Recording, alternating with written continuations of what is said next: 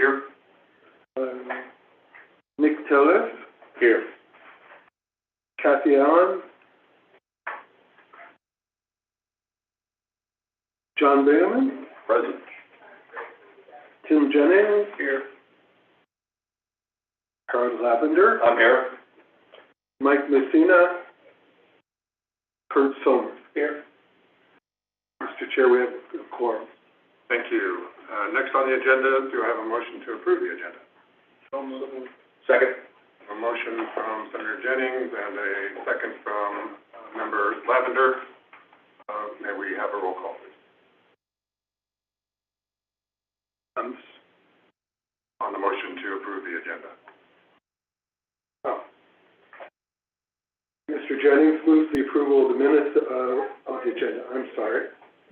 Mr. Jennings moved the approval of the agenda, seconded by Mr. Lavender, and a roll call vote was taken. Do I need to do a roll call on that? Okay. Mr. Probst. Yes. Mr. Tellez. Yes. Mr. Bingaman. Yes. Mr. Jennings. Yes. Mr. Lavender. Yes.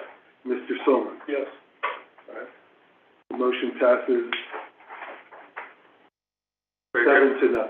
Very good. We have an agenda. Next, may I please have a motion to approve the SIC minutes of April 25th, 2023. So moved. I have a motion by Member Lavender, a second by Senator Jennings. May we have a roll call on this as well?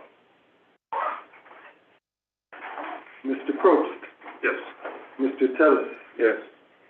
Mr. Bingaman. Yes. Mr. Jennings. Yes. Mr. Lavender. Yes. And Mr. Sommer. Yes. 7-0.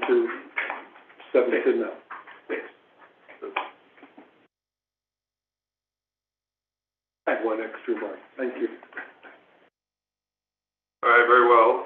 We'll move on to the next item on the agenda, which is the State Investment Officer briefing. Mr. Moise, would you like to begin? I would. Thank you, Mr. Secretary. Good morning and happy good morning to everybody. So glad to be back in the cabinet room after a little bit over 3 years. Feels good to be here. We have some new people with us this morning, and we have a new council member, Kurt Sommer. Kurt, welcome. You want to say anything other than that? No, thank you very much. Happy to be here. We're glad you're with us. Let's look around the perimeter, and if we could, let's ask our staff members and consultants to introduce themselves, please. Want to start? Sure. Good morning. I'm Ryan McCauley. I started here in January, and I'm a fixed income analyst. Good morning, everyone. I'm Joanne Iglesias, and I'm one of our investment strategists. Good morning. I'm Asa Scott, and I've been with the SIC for about a year and a half now, and I'm a public equity analyst. Bruce Brown, I'm Deputy Chief Counsel. I've been here for decades.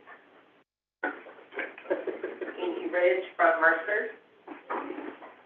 Richard Pugmire from Mercer. We've been working with the SIC since 2011. And hi, I'm Jake Colemanberg. I'm a partner at Wing, and we'll be presenting later. Thank you. And David and Chris. Does everybody know Dave Jackson? David's back there. Chris, introduce yourself, please. I'm Chris Rodriguez. I'm with the SIC for about 18 months. Welcome, everybody, and thanks for introducing yourselves. As we traditionally do, item A on your briefing, total distributions from the funds over the past 12 months have been $1,280,000,000, rounded up or rounded off, if you will. Total land grant permanent fund contributions from the state land office as of April, $233,269,000, also rounded, and those are lagged 90 days, as most of you know. Our net asset value as of Friday last week, $43,280,000. million. The price of New Mexico WTI oil as of Friday was $68.34. A year ago, that number was $109.85. And Dawn, can you explain to everybody why the big difference, please? Sure, absolutely. So, I apologize, I was on my phone. Can you remind me where we're at? The difference between WTI a year ago at $109 and Friday at $68. Sure, absolutely. So the Russian-Ukraine war really spiked prices in around March of last year.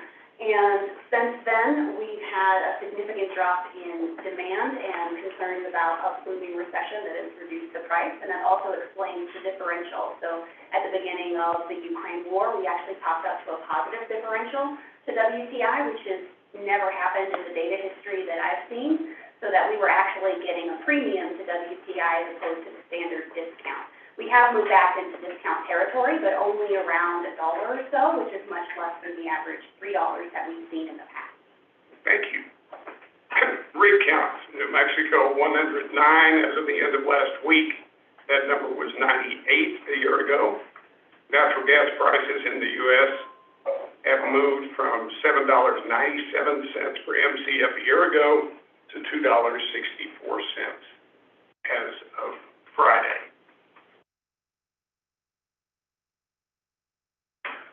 Looking down the briefing sheet, if you will, to item C, council matters, you'll see June 20 as the date of our next investment committee meeting, 1:30 at our office, and then we'll be back here again on the 27th of June at 9 o'clock for the council meeting. Under item D, operations, we're looking for some new people. A real estate real return analyst, a private equity analyst, a new investment strategist, and we're about to make an offer to a new executive assistant. Andy left just a week or so ago. And we appreciate all that she did for us while she was here. In the future, we're going to be looking for an investment operations person to help Vince, and another private equity person. It'll either be an analyst or a portfolio manager. Charlie, would you fill us in on anything regarding our clients and the new funds we've received, or are receiving, or will receive? How's that? Sure. Thank you, Steve. Not much new on the client front. We are going to be receiving two new funds that the council will oversee. Go back 5 years ago, the council managed 4 permanent funds and client money. $20 billion later, where we are today, we manage 7 permanent funds or endowments, and we're going to add 2 more to that as well. So the scope has expanded as far as what we're managing and how we're managing. The first fund that we'll be taking is the Conservation Legacy Permanent Fund. This is something the legislature appropriated to this year. It was the governor's bill and had a lot of bipartisan support. It will seek to fund over the next many years different operational aspects in state government, everything from the Minerals and Natural Resources Department to the Department of Ag, the Environment Department, Outdoor Recreation, Cultural Affairs, and Game and Fish. That fund will start distributing when it reaches $150 million. Now, they only appropriated $50 million, so I believe the council will want to put that fund into growth mode to grow it so it can distribute. Now, the legislature covered their bases by having a program fund that they also established with $50 million. That'll distribute about $12.5 million every year, and so we have our work cut out for us to grow that fund and get it into an endowment model. The other fund that is going to come to the council in FY24 is the Opioid Settlement Restricted Fund. This is similar to the tobacco fund, created out of legal settlements with, in this case, Big Pharma. The legislature transferred these funds to us. It's going to be about $100 million to start, with maybe another $100 million coming in subsequent settlements. They also designated a distribution model on this one that will begin in FY25. It will be a flat 5% based on a 3-year rolling average. So the thing I would point out to the council is, looking forward, we are very happy that the legislature and the executive seem to prioritize getting the most out of today's windfall revenues that the state is achieving, and turning those today dollars into resources for tomorrow. And of course, the council is right in the middle of that. So with that, Mr. Chair, glad to take any questions. Questions? Thanks, Shirley. Mr. Chair, we have been... Yes. Sorry. You know, I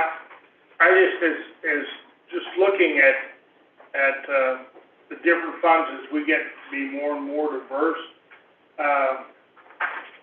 I just want you, maybe if staff would look and think a little bit about setting up some goals for us to like make money so we don't get caught in the middle of people in different social things. I mean, where our goals are to make money for the people in our beneficiary institutions. Maybe a statement saying that, as opposed to, I mean, we don't want, to me, the job of this is to make the money and other people determine the policy on where to spend it, but we don't want to get caught in social issues in the trying to make money. And that's just my opinion. I mean, everybody else might have a different one, but you know, the more diverse our group gets, the harder it's going to be to stay away from just making money. You know, that's just one thing that bothers me, but maybe nobody else shares that feeling, but you just can't get caught in the middle of that. I don't know if it's worth it. We have a policy like that. I don't think we do, but just maybe a goal or something we could set out there. Our main goal is to make money for all our beneficiaries and leave it at that, rather than have something with a social intent to it. Yeah.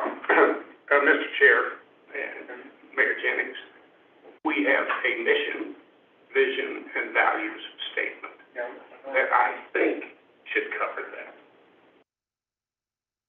It's been adopted by the council.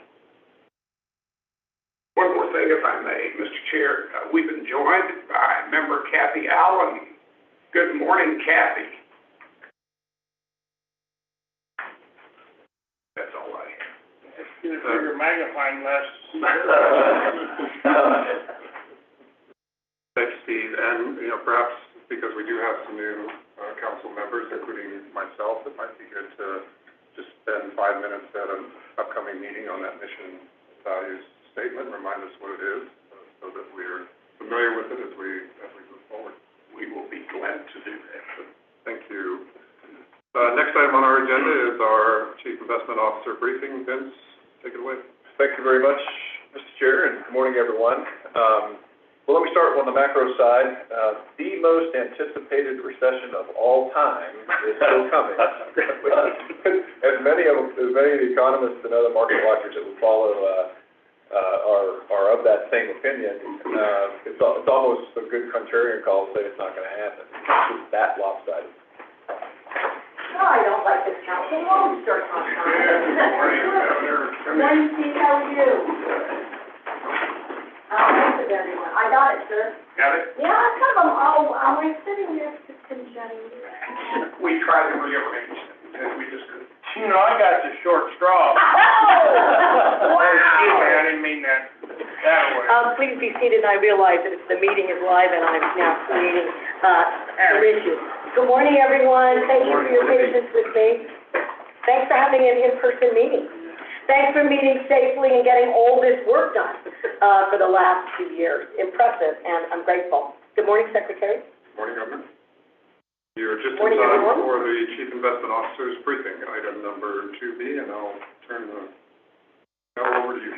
Okay. Because I can't stay, but item we're doing the approval of the agenda? We're on item 2B. 2B. 2B. So we're doing, so Vince gets to give us a briefing. Good morning, Governor. Good morning, Mr. Smith, nice to see you. Thanks for coming. Good to see you too. Well, I was just telling the group that, the most anticipated recession of all time is still on its way. We've had so many of our advisors, on the side that we are going to get a recession. It's almost a good contrarian call to say it's not coming. But we still think it is.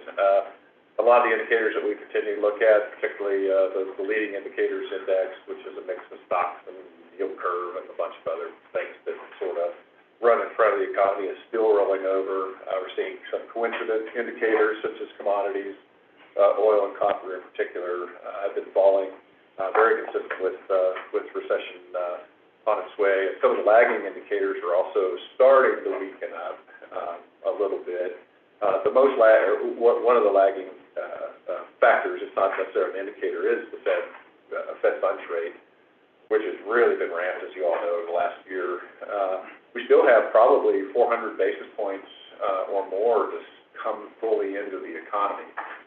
Fed interest rate hikes work on a lag anywhere from 12 to 18 months. So we've probably got at least 400, maybe 4.25 left to fully work its way into the economy.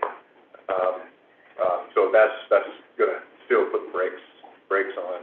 Haven't seen labor drop off yet, but we really do think the strength in the labor market is a supply shortage as opposed to excess demand for labor by the economy. So that may not crack. I mean, to a significant degree. So typically, we'll see the unemployment rate go 6-7% in a recession.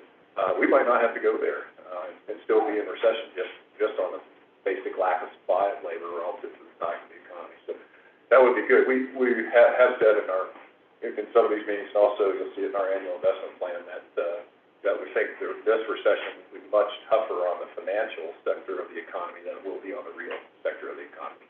So good news in relative space, at least for workers and wage earners, as we slide into an economy. Less good for those of us in the financial markets. It's starting to look like. The funds are well positioned. First, we've made significant asset allocation changes.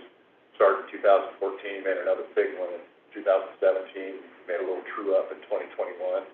So we're well positioned from an asset allocation perspective, and all of these inflows that have come into the funds have been really helpful. So our position in cash and excess fixed income, excess bonds, is at a really high level. So if markets do start to sell off, we go into that recession, we'll see stocks drop, all risk assets kind of come off the boil. We're really well positioned for that. It's already in our numbers, and you'll see here with the executive summary a little bit later. Speaking of the annual investment plan, we will deliver that to you next month. We ran the macro section by the investment committee last week at their meeting. Got good reception for that. Now it's going to go to put together a small outside group of people as a sanity check for us. Make sure we're not just talking our own to our own selves, but an external group that'll review and give us some feedback. That's their process we've run for quite some time. Got a really good group this year, a couple of new folks in it. Really excited to get it out and get their feedback. But we'll package all that up with some analysis of each of the funds, plus some information on each of the asset classes, and of course the macro piece, and that to you next month. So hope you find that interesting. We worked pretty hard on it. Last thing I wanted to mention, Steve covered it a little bit, is staffing. We've got a couple of really good candidates, one for the private equity position and another for the strategist position. So we'll see if we can set a hook and reel them in. And get a number of other pretty good candidates have applied this time. So I think there's some more name recognition coming to our agency, and we're getting more bites from folks. Steve also mentioned we've got plans to expand. We started with 13 or 14 billion. Steve and I came in, and we're at 43 billion today, with projections of as much as 100 billion over the next decade in these funds. We need a bigger investment staff and a bigger office staff, and so we'll be coming to you with plans around that. here probably next few months. That's my report, Madam Chair. Well, thank you very much. Are there any, questions or comments from the council before we move on? Good report. Thank you. Although I didn't like the recession part. Yeah. All right, so we're on that item 2C, which is the performance report. Thank you, Madam Governor. Nice to see you. Good Nice morning. to see you. Morning, everybody. We do have your first quarter executive summary before you that we'll spend some time reviewing. I know some of the preliminary data we've already reviewed, but this is the larger version that also includes some of the peer results, which have been alluded to, have been quite favorable. We will start off on page 18, which is also displayed on the screen and provides the capital market overview, snapshot of what's been happening in the economy, in the financial markets. Most of which I think we're familiar with. Obviously, this first quarter was a lot more pleasant than much of last year, which was quite painful for really any investor across all asset classes. Really no place to hide this first quarter. Certainly a reversal of that with largely positive returns across the asset classes, except those that held up reasonably well. And a lot of that is due to just the lagging nature of the appraisals and valuations there. So that was quite good, and it wasn't just for risk assets, sort of a reversal of risk off and now a risk on sentiment, but also your more conservative defensive assets like fixed income, although certainly to a lesser degree. Looking at that first column, QTD, you see positive numbers, but if you really look under the hood and peel back some layers, you saw a lot of volatility happen. 1 month was up, February was down, March was up. So really the theme there being volatility. Volatility is going to stay with us. Without all the infusion and stimulus on a federal level, will likely come back to more normal in terms of volatility, historical levels. And there's lots to be uncertain about. Saw the Fed hiking interest rates in really an unprecedented speed. You can see that on the bottom right-hand side of the chart, just comparing the green to the yellow line. That shows you just how much rates moved in the course of a single year. It doesn't maybe feel like a lot, but when you think about it on a percentage basis, it's massive, especially on the short end. And so you go somewhere from 0.5% to 5%. That's meaningful in terms of what you can now get for very little interest rate risk. And so these are the kinds of things that have driven that. Now, of course, we have a debt limit. There's lots of other things that are really just putting markets on edge a bit. And as Vince said, we're teetering on the edge of a recession. Certainly, financial markets are trying to sort that out. But there is just a lot of room to continue to have these swings rather than just seeing markets go up. Inflation's been a big theme that we've talked about in a number of meetings. It's come down some. It's now right around 5%, which is still high on a historical basis, but certainly better than 8, 9, 10%, which is what we were approaching a year ago. Still more work to do, and I think the Fed's been fairly committed to getting that under control. The question is at what cost, and that's that balance, I think, that again, that Vince has been talking about. Also looking into some of the asset classes a little bit deeper, we're starting to see broader dispersion in terms of some of the returns, whether it's style, geographic exposures, diversification that we've built into the portfolio. That's been very helpful throughout, not just on the equity side, fixed income, and across your private markets as well. And as I said, private markets have been a good source of diversification. We are starting to see some of those numbers come back off these very highs. A lot of that has to do with, again, the lagging nature of the appraisals and valuations thereof. But they haven't been a substantial detraction from total return. So overall, I think the strategy is working well, and we've made some nice refinements at the last meeting, and I think we'll talk a little bit more about a few others today. So, in the interest of time, I'll stop here, but happy to take any questions or comments before Marcia reviews the fund report. Thank you very much for the report and update. Do we have any comments or questions from the council? All right, hearing none, thank you. We will move on to the next report. We're now on that item 2D, the private equity quarter 4 report. Oh, I have no idea, I'm just following this. Governor, I think, Marcia has just a follow-on to item. Marcia, then please do that, thank you, Governor, Secretary. very nice to see you. Nice to see you. Nice to be here in person. Go to page 21, and we'll just talk about asset allocation briefly.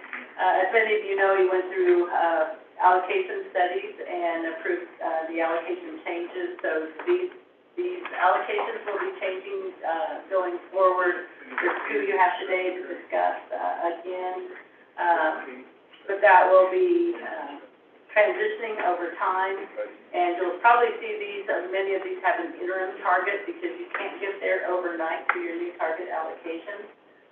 So there'll be a period where you're not at your new target, but there'll be interim targets. We're showing land grant and severance on page 21. As Vince mentioned, and as you recall, there was a period that the range limits were, you're in a period where your range limits for core fixed income and non-core were suspended for the very reasons Vince talked about, positioning the portfolio and timing of anticipation of perhaps a recession. It sounds like we will be in a recession. Some people think we already are. But you're not at your target allocations, for example, on your core fixed income and or cash. And you will be changing these targets going forward. On page 22, you see the current allocations of the other funds. Again, these will be changing over time. You're not at your target, so you'll be positioning to go to your new target. Early childhood and rural libraries will be discussed in more detail again today. Moving ahead to page 24, looking at performance. Your policy expectations has the land grant outperforming it. You're looking at performance over a 5-year period, focusing more on the long term, 5 years, the number, and you can see for both the land grant and your severance tax, you did not meet your policy objective. For the 5-year for land grant, you trailed that by 8 basis points. If you look below and look longer term, you will notice that the land grant has outperformed its benchmark in most longer term time periods, and in the near term and the short term as well, trailed really the 5-year, which is what it says in your policy target. Otherwise, you outperform that expectation. For the land grant, not the same story for the severance taxes as we've discussed in the past. It's had a slightly different allocation and has more private equity, but some of that private equity is in state, and that has been a bit of a headwind for you over the years. Attribution on page 25. This is just for the quarter, but I did want to show it because it was actually positive. When you look at the 1 year, it was negative. But your return for the land grant was 3.49. The benchmark didn't do as well. So as we say to you always, asset allocation is the largest determinant of the return you have. And so the biggest contributor to your performance was your strategic asset allocation. Being away from your target, which is indicated by the yellow bar, was a headwind for you during this quarter. Again, not being at your target has been hard with the inflows that you've had over time to be at your target. And also a very slight negative was not being structured. Your asset class structure was a slight negative, but your managers added value. That's the purple bar for the quarter. So all in all, you put that together due to manager value add and your allocation, you had a return of 3.49, beating your benchmark. The 1-year numbers on the next page, page 26, is a little different story where it was a negative return. But this story, I guess, is the same as that you outperformed that benchmark. You didn't lose as much as the benchmark. Again, here, the manager value add was a positive, as was your structure of your asset classes. And a slight negative was your being away from your target. We discuss that every meeting. We have the same information for severance, but I'm going to ask you to skip to page 29. This is, the top is looking at the total fund, your beginning balance for the calendar year and your ending balance. And see that the over 42 billion, almost 43 billion, if we look at everything. So you see the cash, very strong cash inflows that you've experienced for each of the funds. On page 30, you see the same information for some of the other funds. I want to point out, again, that we'll be talking today, asset allocations for rural libraries. That size of that fund is just over 13 million, so it's a smaller fund. And early childhood, which is bigger, is at 3.5 billion at the end of March. So the two funds that we'll be discussing later on today. Page 33, it's not an objective in your investment policy statement, but we do compare you to other funds, similar size, similar structures. We're looking at a universe. The one we typically focus on is the first, all public funds greater than $1 billion. That's a common universe that's used for larger public funds. And we rank you. You're unique. Some of these are pension plans, some are sovereign wealth funds like you. So we do show this peer rank. And let's just focus on the first highlighted blue bar. For the quarter, you rank 63rd, so you're below median. But if you look longer term, fiscal year to date, not long term, but you rank 37th percentile. The 1 year period, which was a negative period, you ranked quite strong in the top decile because of the diversification you built into your portfolio. It's protected you on the downside. And then looking longer term, you're above median in each of those time periods, 5 years, top third, and then above median for 7 and 10. And we've talked to you about this before, and I'll show you on the next page that what we were seeing prior to the change in leadership in the state investment office was your history has been you're either the top, performing the highest, or at the bottom. So the goal was to do diversification and have you consistently above median. And you can see from these numbers that you've achieved that. That is reflected on page 18, looking at the right-hand side of the chart. Most of those, and this is looking at 5-year rolling periods, so looking back 5 years and each of these time points. We want to be above median. Most of those time periods you had, there were some that you fell below that, but consistently above that median. And that's what we like to see. So your structures work. You can see prior to that what I had mentioned before, either at the top or the bottom, So having that consistency has served you well. And then on page 35, this is looking at 5-year rolling periods as well against this universe. And this is looking at the Sharpe ratio. So your risk-adjusted return, and you can see you rank and you have been in the top decile in each of those time periods. So that is the hard work you've done and the allocation changes you've made over the period that's been reviewed to get you in that position of top quartile risk-adjusted return. We have the same information for severance. I wasn't going to go into that again. Severance has typically underperformed. If you go to page, this would be 38, looking at risk return, and this shows both the land grant total fund is this green diamond, the blue circle is severance tax. The top left-hand chart is looking at 5-year look back. The gray squares are participants in the universe, and what we see here underneath that yellow triangle, which is your benchmark for land grant, is the actual land grant total fund, and you fall in that northwest quadrant where you have below median volatility, as measured by standard deviation, at above median, with above median return. And if you, for this 5-year period, if we break it down by numbers, you've had, in this unit, compared to the median in the universe, you've had 105% of the returns at only 75% of the volatility. So we like to see you in that northwest quadrant with higher returns and taking less risk to get there. Looking at the 10-year period, it's a similar story. Underneath that yellow triangle is the green dot for the land grant, again falling in that northwest quadrant where you want to be. Asset class performance is summarized on page 40. I'm going to go through this pretty quickly, and I'm going to have you first go to page 42, sorry, Rick, and we'll go by asset class here. First is U.S. equity.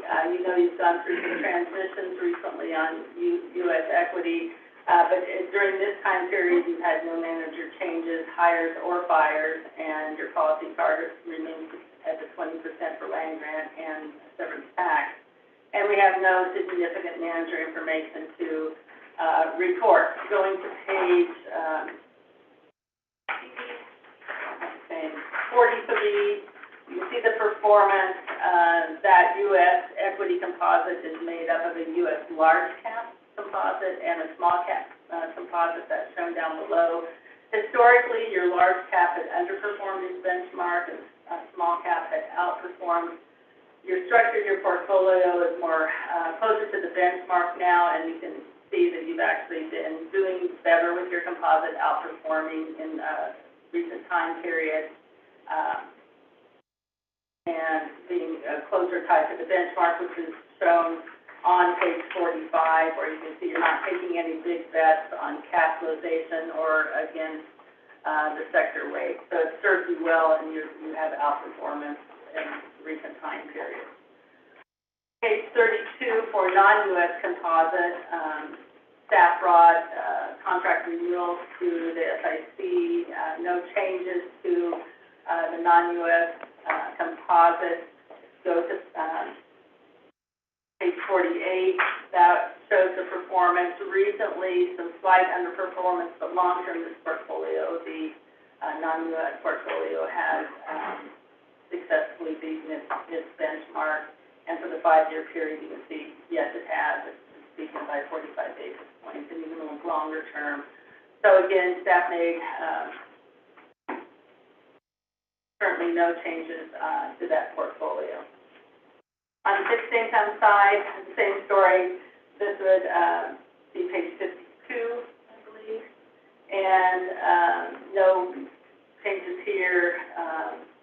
Except for there was a manager termination. Credit Suisse floating bank loan was liquidated during that time period. And performance is shown on the following page, where both of the core fixed income and the non-core fixed income has outperformed its benchmark.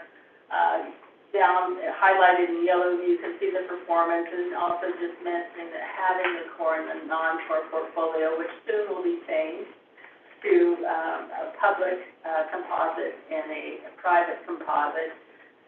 But at this time, it was a core fixed income, non-core fixed income. Having that diversification that you added with your non-core fixed income portfolio, and you have had some non-core for quite some time, has been additive to the portfolio, providing income and actually longer-term higher returns in the core fixed income product. And then alternative investments, you'll hear from private equity today on page, I guess this would be 56, I think I'm off on my page numbers, Brent, and I apologize. You'll hear from private equity today, but I wanted to point out that on real estate, you beat or met your policy expectations, and Townsend will be reporting performance at some point to you, remembering that both of these composites are lagged a quarter, and you'll hear from Mercer today. Thank you. Happy to take any questions. Thank you, and thank you for also cueing me. I appreciate it. Are there any questions or comments from the council? All right, hearing none, and it's a good place for me to hand the gavel right back over, I think, to the secretary. This is the final, I think, for the state recognition of fallen officers and their families. And so the Department of Public Safety and the state police are specifically not, recognizing their own folks, but the 4 first responders that we lost during the fires what appears to be the helicopter malfunction. So I'm going to, of course, attend that, and my apologies to everyone. But lucky for you all, I'm going to keep coming to these meetings. Yeah, I don't know whether you're more upset about that or Mr. Bingaman, but I have missed coming to the meetings and appreciate not only and for folks who haven't had me in a meeting, we have worked really hard at diversification. We've taken I think, the right risks for investing in New Mexico firms and companies, and it's tough, particularly in the climate that we're currently in. And I think most states are going to look at maybe rolling back a bit until there's more stability, and the process here has been to weather that in a productive way so that we've got predictability. And what I'm hopeful, not only in this effort, but all our efforts, private and publicly, that whatever it is in terms of supply and demand and inflation and workforce, that we don't see a 2008 result where we can't climb out. And we just sort of have to wait for a major international set of events that then make their way to us, but rather that we're leaning in and leading. And I think this group is well positioned to continue to do the asset and management, to make sure that we're clear about what's coming, and to make sure that the state and other folks can, where it's appropriate, to follow suit in productive, meaningful ways. So thank you for having me, and I'm sorry I'm missing your report in particular in action items, Harold, but I will be here ready to go for the next meeting, and thank you all very much for being here today. Appreciate you. Nice to see you back here in person. Yeah. I'll leave. What's your name? Well, I'm going to get back to you. It's all right, I've already been through the screener. Pocket knife and all right, I'm going to leave this here. Look, Garrett, I was behaving. Perfect time. All right, excuse me, everyone. Thank you. I apologize for the 2 interruptions. Garrett's kind of a bully. Garrett's a bully, but don't tell me.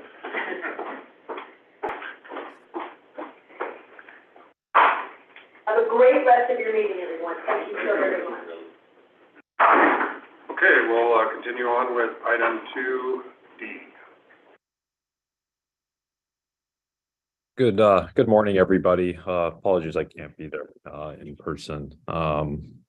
So on the National Private Equity Program, we're encouraged by the performance. The portfolio is up 2.1% in the fourth quarter and down 3.1% for the 1-year period. Our portfolio is geared towards buyouts and profitable growth equity funds, which have generally held up reasonably well over the last year. We're generally been underweight some of the more the areas of the market that have fallen more dramatically. For example, venture capital, which for the 1-year period is down 18% according to the Burgess Index. Just a couple additional points before I pass it along to Richard here. We were careful with pacing in the 19 to 21 environment. Valuations were high, and we were seeing our portfolio appreciate quite well during that period. And we were cautious to make sure that in an environment like we're facing right now, that we could be able to invest. And we're the beneficiaries of that now. Unlike a lot of our peers, we're not denominated out, and we're getting some great opportunities to increase exposure to some of our best long-term relationships like KPS, which you'll hear from soon, as well as add some new high-quality managers like Wing on the venture capital side, which we're quite excited about. Our portfolio is mature, and generally in harvest mode. Amazingly, I think if you'd asked us a year ago what our thoughts would be on this point, I think we probably said the opposite. Distributions remain higher than contributions, which is a good sign of health for the portfolio. And we continue to see good markups as underlying portfolio companies are sold. So overall, generally, just pretty positive about the performance. I think it's, for obvious reasons, a pretty difficult market, generally speaking. but we're able right now to lean into some interesting opportunities in terms of commitments, and we're excited by the opportunities we'll be able to see over the next year. I'll pass along to Richard in more detail. Thank you, Chris, and I just want to say it's great to be back here in person with all of you in the cabinet room. Appreciate all the work that you do on behalf of the private equity program. We're going to go over the Q4 performance report today.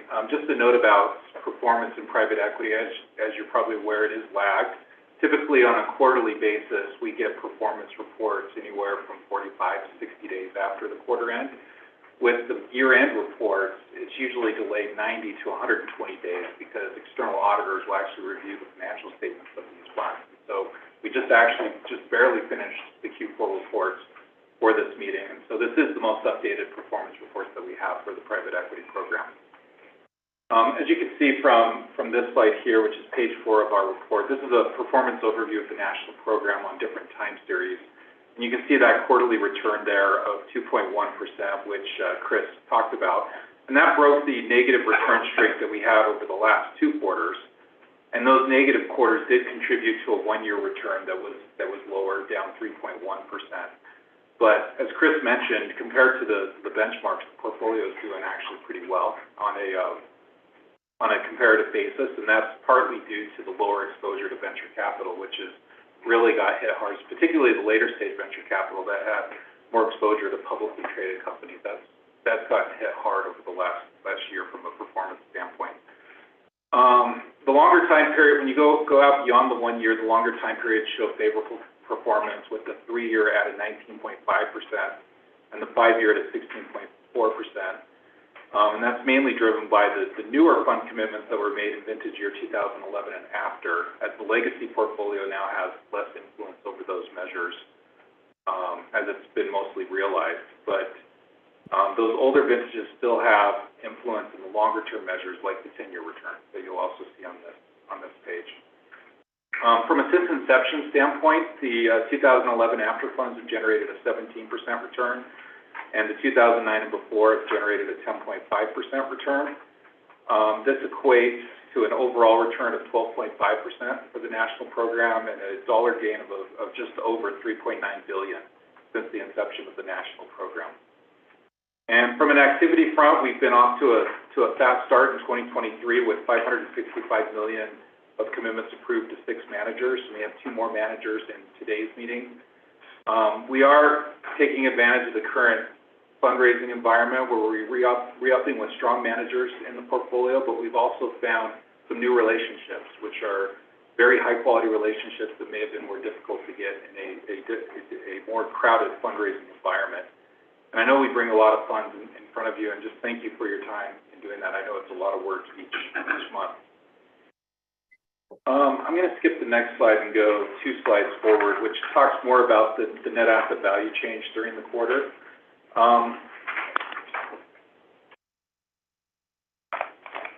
So this graph here shows the net asset value change over the last 2 quarters. The net asset value increased by approximately $53 million during the quarter, and largely driven by that gain of $76.5 million during the quarter, which was partially offset by distributions exceeding contributions.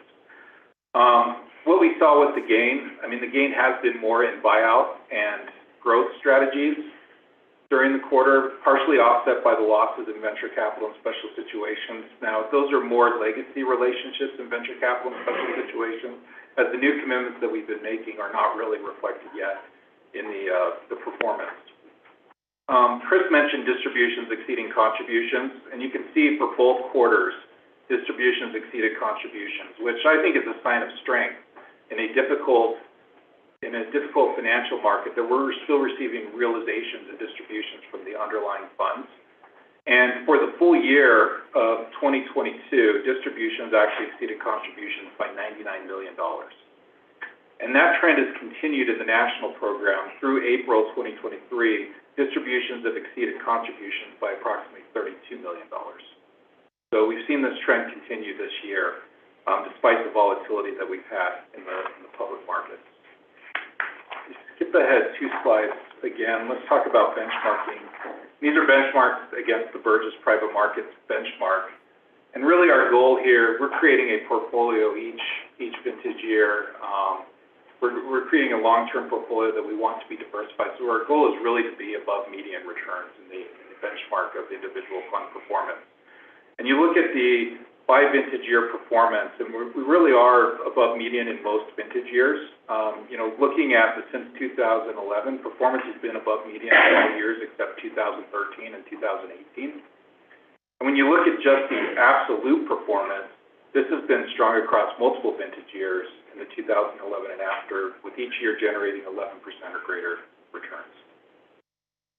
The next slide has a different way to show benchmarking, which compares it against public market benchmarks. And this is on a public market equivalent basis, where we basically use the cash flows in the national program to calculate what the IRR would be in the with the relevant public benchmark.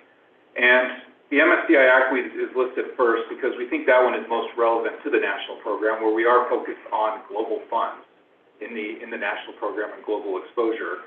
And the MSCI ACWI covers multiple countries and geographies, including the U.S., Europe, and Asia. And you can see the national program has outperformed the MSCI ACWI by 5%. When you zoom in on U.S.-centric public equity benchmarks, you can see it's about the same as the Russell 3000 and about 2.9% higher than the Russell 2000, which is the smaller companies within the Russell 3000. And I'll end with this next slide, which is the strategy targets. That was from the January 2018 structure study. I mean, most of the targets, most of the current state of the strategy are within targets on a strategy basis, on a geography basis. We're slightly above on venture capital, but we've been getting access to a lot of strong venture capital managers that you've seen come through, and so that's why it's slightly higher than the 5%. Geography is all within ranges. As far as concentration goes, we don't really have any manager greater than 10% exposure, and 3 fund series greater than 5%, but those fund series are performing quite well. And then as far as managers go, since 2011, we have been fairly concentrated on the number of managers that we've brought, which has been 35 since 2011.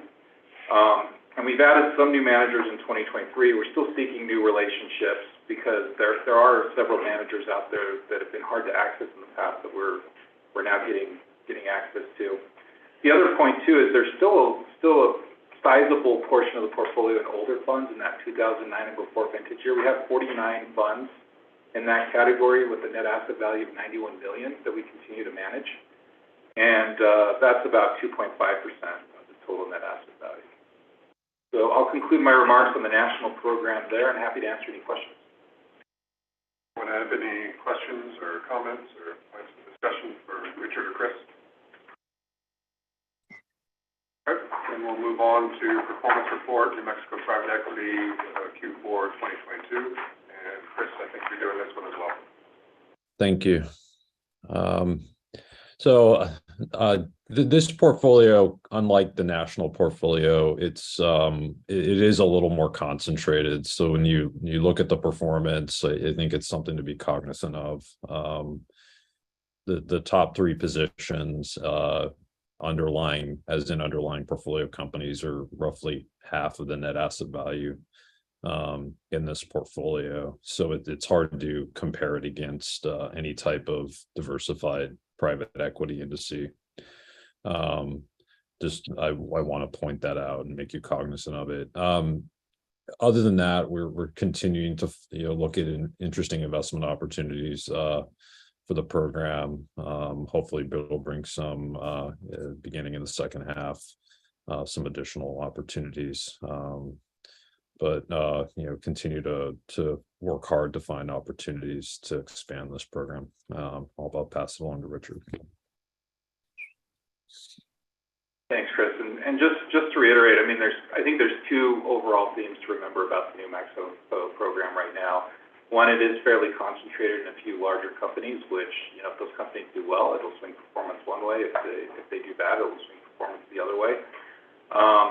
We are working on diversifying exposure, but that takes time with private equity and venture capital programs. And then the second thing with the New Mexico program is it is more venture capital centric. So some of those trends that we were talking about that the national program didn't experience, the New Mexico program did actually experience, because there were some sizable publicly traded holdings that the New Mexico program had exposure to that did get impacted by a negative mark-to-market with the decline in the publicly traded share price of those companies. And you see on this page, there was a quarterly loss of 1.1%. The one-year return is a negative 9%. And really, performance is negative across a lot of the recent time horizons, except for the 10-year where it's up 2.9%, and the since inception where it's up 0.7%. You look at the different categories that are in the New Mexico program. The Catalyst Fund, which is a fund of funds focused on New Mexico-based managers, that's been a positive 1.8% since inception, but it's not as large of a commitment, so it doesn't make that much difference in the overall performance of the program. You have the co-investment funds, and this includes liquidated co-investment funds as well. That's been negative since inception at a negative 0.3%. And these are the largest portion of net asset value in the program right now at $233 million. So that performance does have a negative impact on the overall return. And you can see it's the largest loss of the categories of $8.8 billion. The recovery fund, that's been positive performance to date and really contributed $3.3 million to the overall net gain. And we've also been receiving distributions from that recovery fund as well, which we'll talk more about on a later slide. And then you look at the fund investments, and we split them 2008 before and 2016 after, because that's the date where the legislature lowered the requirements, not requiring a fund to have an office staffed by a senior person, which increased the funds that we could look at, potential fund opportunities. And so you look at the newer fund investments, they've been a positive contributor so far with a $45 million gain. Although the last year has been difficult on those, down 14% due to mark-to-market for the publicly traded holdings and some of the private holdings as well. But a lot of that value is unrealized, so the newer funds can be volatile. And then you look at the older fund investments, and they have a negative since inception return of 0.3%, which equates to a loss of $4.8 million. And skip forward a slide. Similar graph on the net asset value changes. Forward, yeah. One more. So the net asset value had a decrease by about $11 million during the quarter, and this shows really what the driver of that was, down to $424 million. And one was the loss, that quarterly loss of $4.5 million, but then you also had distributions exceeding contributions. Distributions were $8.9 million, contributions were $2.7 million. The loss of $4.5 million wasn't as large as what we saw in Q3. We actually had 11 funds report gains and 18 funds report losses. And regarding the distributions, for the full year 2022, we actually had distributions exceed contributions in the New Mexico program by about $26 million. And a big driver of that was the recovery fund distributions, as interest payments came in, and then also as those loans were paid off, that capital was distributed back to the SIC. So far in 2023, we have seen a net contribution position by about $14 million, although we did receive another sizable distribution from the recovery fund in Q1. But we would expect that there would be a net contribution position going forward, given the new commitments that we've made and given the age of the portfolio.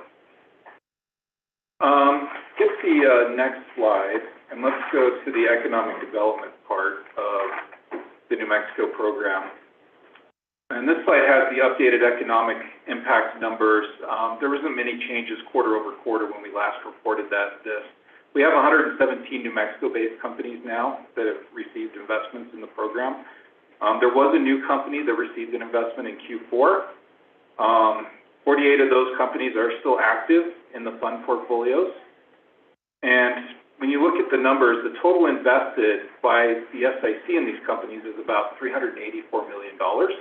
And then at the fund level, so that includes other investors that are in a fund with the SIC, the amount of capital invested in these companies is over $514 million. And the amount invested over the last year is over $9 million. And so it's important to remember with venture capital, they might make a new investment today, but these companies often need capital for multiple years. And so there's still investments being made in some of the existing portfolio companies as they reach milestones. And that's one thing the fund managers will continue to evaluate. The next slide has more economic details around job numbers and payroll and expenditures. The job numbers are essentially flat quarter over quarter at 4,600 jobs. Job growth since inception is just under 2,000. So that basically takes what the jobs were when the fund manager first invested in the company in comparison to what the jobs are now. So the growth under the tenure of the fund manager. And then there was a slight increase in the payroll numbers to just under $215 million and expenditures in New Mexico just under $245 million.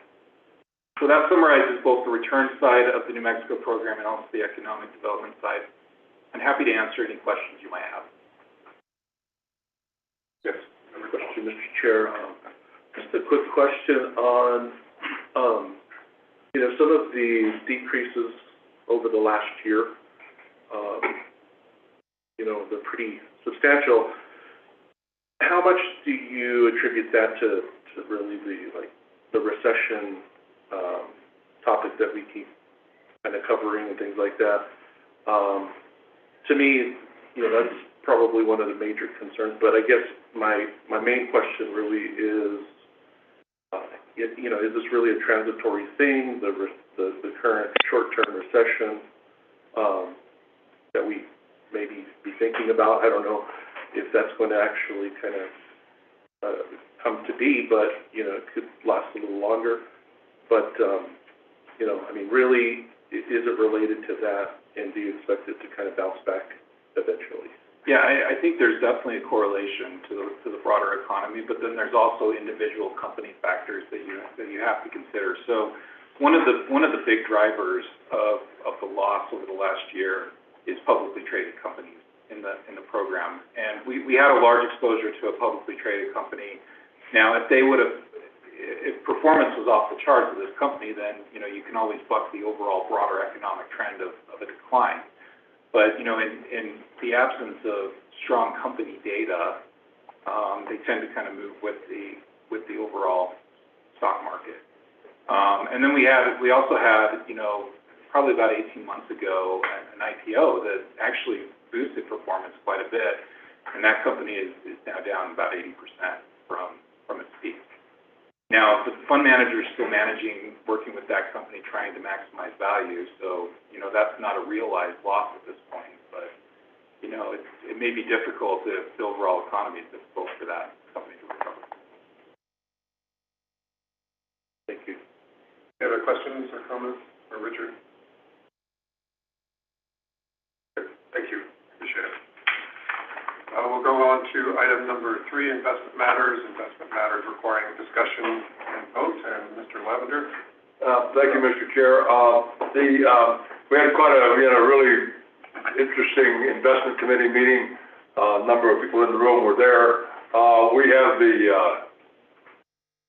great pleasure of being able to have a graduate level educational situation develop with Vince on a pretty consistent basis, and this was no exception in this particular last committee meeting. As you'll get a chance to hear some of that today, I'm not sure how detailed it's going to be on the big picture, but you're going to be there. Okay.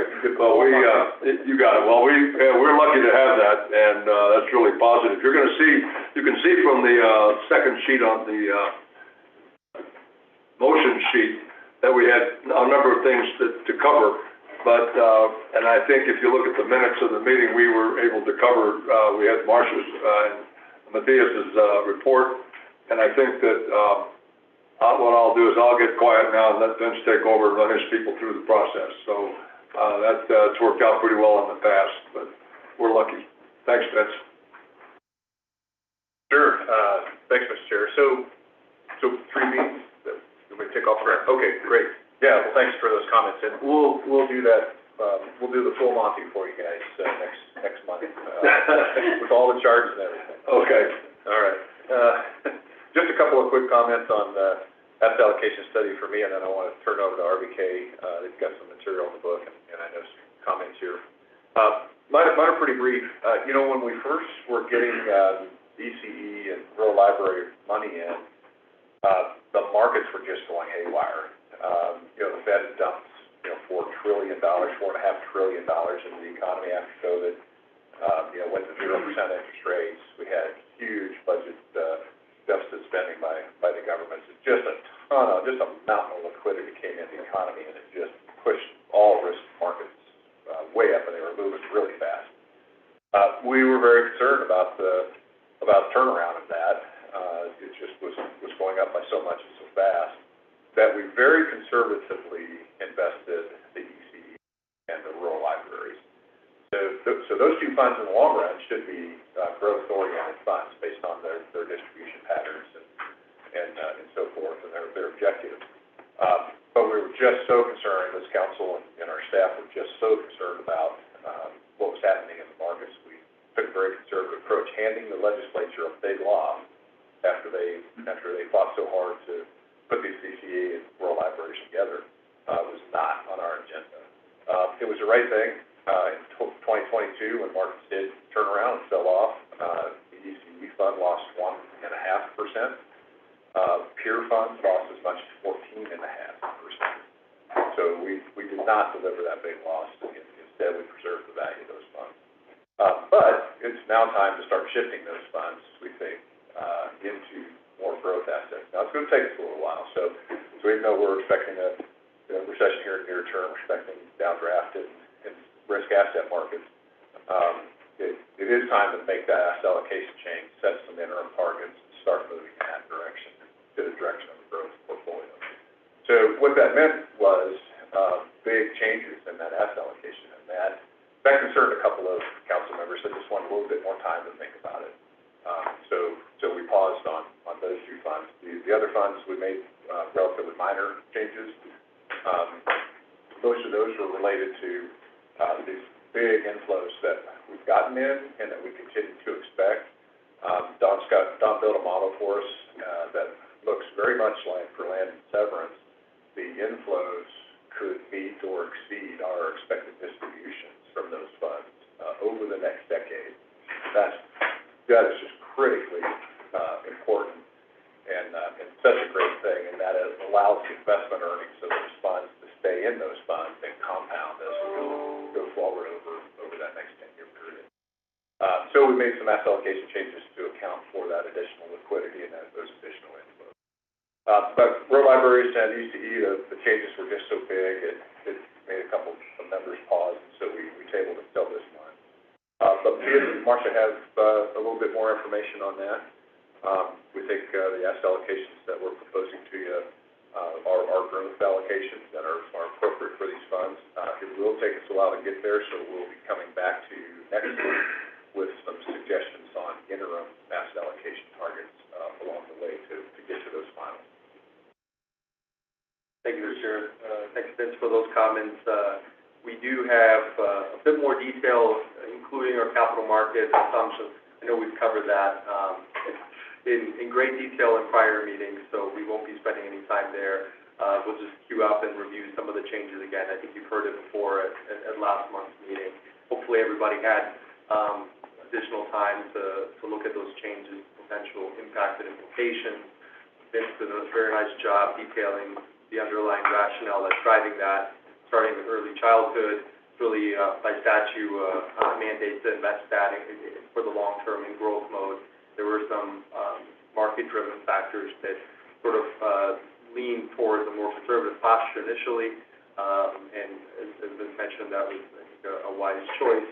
And as time has passed and that fund continues to grow, we think it makes sense to try and align that more closely with land grants. So this asset allocation that you see here, I think it's on page 151, and up on the screen now, is really aligned with that. Historically, the fund allocation really had more of an emphasis on income generation.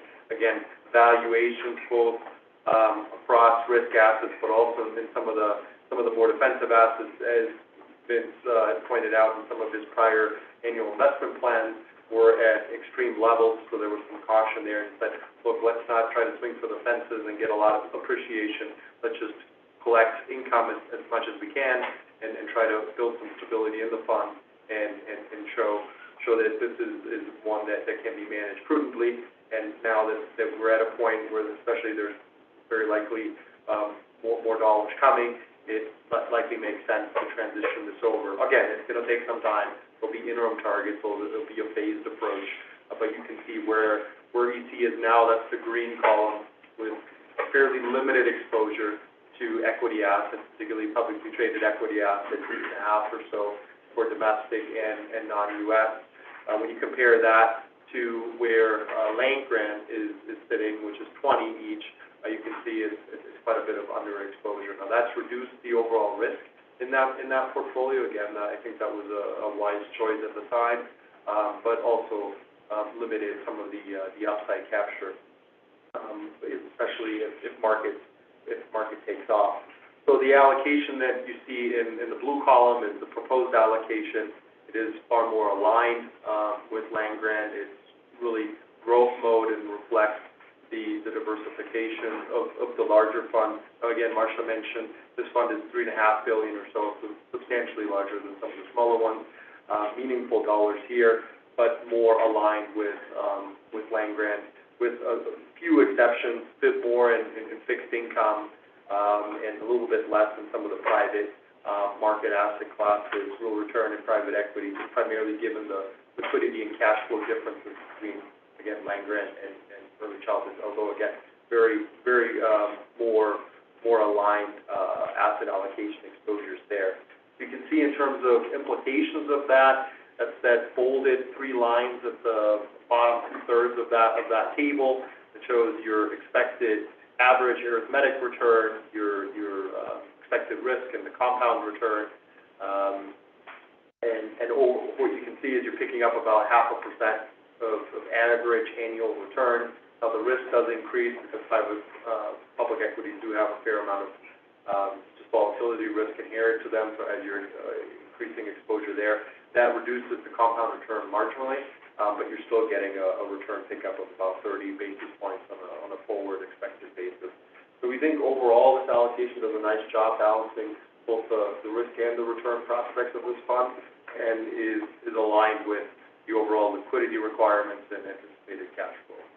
So we think this is one that makes sense. Hey, Matthias, just one comment if I could. His last statement was really important, anticipated cash flows. So the good news that we have on land and severance is not replicated with early childhood. So those inflows we expect to dry up in the next 2 or 3 years, and effectively we have no expectation of inflows past that. So there may be legislation may appropriate, but there's nothing programmed in right now. So this fund's going to look a lot like the severance tax did over the past several years, where inflows were low to none, and then had a distribution. That's why you see a bigger allocation to fixed income. It's not necessarily as a buffer in there or to hold back the growth profile. It's really in there for liquidity purposes. We're going to need that with the lack of inflows expected. Okay, thank you, Vince. Any questions or comments on this? Yes, Mr. Chair, yes. Just on the chart, I just see the inflation line item. Can you just talk a little bit about that? The inflation line item? Yeah. Under alpha? Yes, it's related to alpha under, under alpha. So that's, what we're doing there is thematic classification, which is really just rebucketing some of the asset classes that you see above into their distinct purpose. Because, for example, capital appreciation, that's your return driver. And if you're looking at fixed income, for example, there's some fixed income that would be defensive in nature, others that would be more focused on appreciation or risk generation. And so what that really does is help you understand how much exposure you have to these various market forces. And inflation, in this case, are asset classes that are closely tied to movements in inflation. Real estate would fall into that. We have tips that would fall into that bucket. So it's really trying to understand what's your flow-through exposure to the inflation inflationary category. Yes, thanks. All right, if there's no other questions or comments, Mr. Lavender, do you want to? I will be happy to do that, Mr. Chair. Based on the recommendation of the Council Investment Committee, consultant RVK and SIC staff have moved State Investment Council approve asset allocation for the Early Childhood Education and Care Fund and the Rural Libraries Endowment Fund is set forth in the meeting materials and as discussed by the council today. Second. Okay, we have a motion by Mr. Lavender, a second by Mr. Tellez. Any further discussion? Alex, would you please call the roll? Yes, sir. Mr. Probst? Yes. Mr. Tellez? Yes. Mr. Bigeman? Yes. Mr. Jennings? Yes. Mr. Lavender? Yes. Mr. Sommer? Yes. Ms. Allen?